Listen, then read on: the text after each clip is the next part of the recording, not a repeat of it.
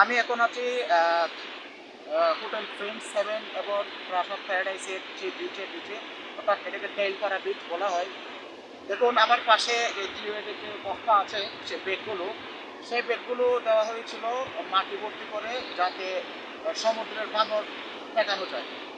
দেখুন আমরা Saint Martin দ্বীপের মানুষ দীর্ঘদিন ধরে সরকারের কাছে একটি আবেদন করে আসছে যে সেন্ট মার্টিন দ্বীপে একটি বেড়িবাঁধ করলে তাহলে কিন্তু দ্বীপটি অনেকটা রক্ষা পাবে বলে আশা করা যায়। তাই এই কারণে দ্বীপের মানুষ দীর্ঘদিন ধরে আহ, ওই সরকারের কাছে একটি বেড়িবাঁধের যে দরকার, সেটি মানুষ চাহিদা অনুভব করছে। দেখুন এইভাবে যদি ভাঙতে থাকে একসময় কিন্তু সেন্ট মার্টিন বিলীন হয়ে যাবে। আমাদের আমি সরকারের কাছে একটা আবেদন করছি, সেন্ট মার্টিনের জন্য একটা বেড়িবাঁধের ব্যবস্থা করা।